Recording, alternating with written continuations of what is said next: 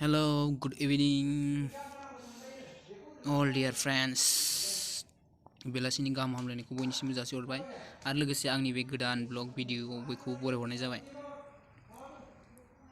दिनैनि भिडिअआ ओरैबायदि जागोन, जों मनेस्वर सारनि हाबायाव जों थांनो नागिरदों आरो दा नोंथांमोना नायलांबाय थादो।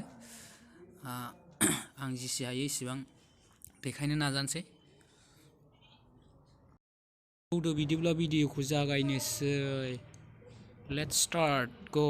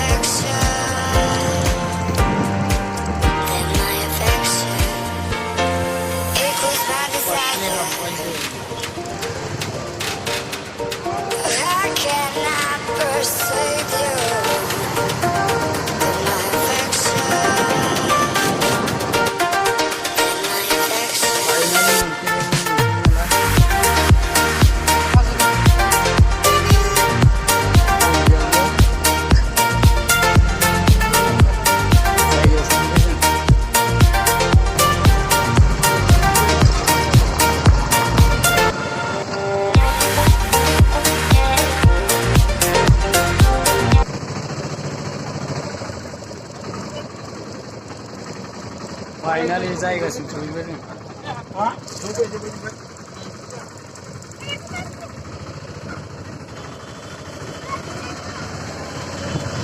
साफा गारि पार्किं जाबाय। बे एडिसननि गारि दङ।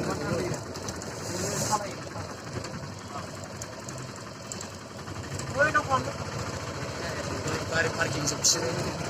हाबा जाफैग्राफोरनि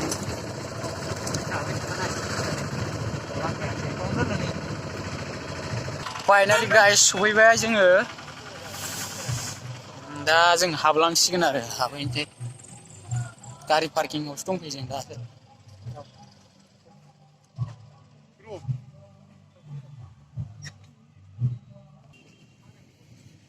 दा जोङो थाबायबाय सिङाव हाबहैनोसै मेन स्टेज सिङाव।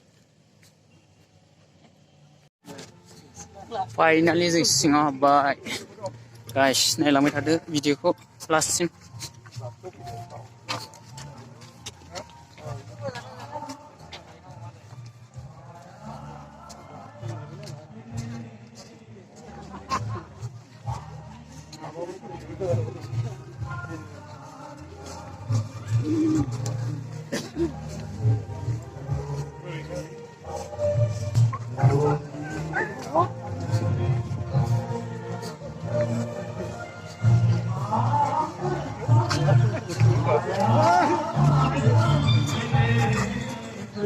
फाइनालि बेबायदि प्रग्राम खालामदों आरो एसे मोजां खालामदों।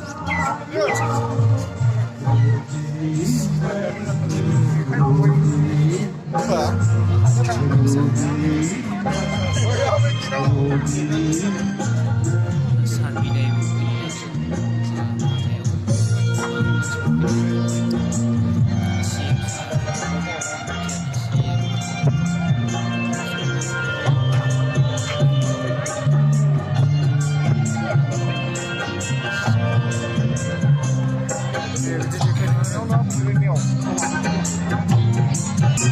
मानसि जादों नै सिङाव निमन्त्रन आजावगासिनो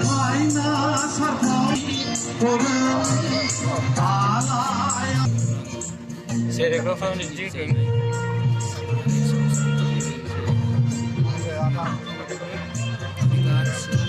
डाइनिं हल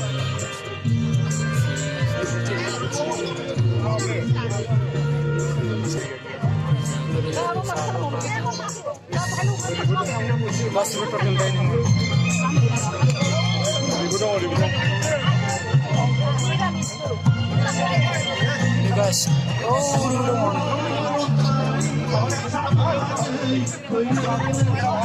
गासिबो भिडिअ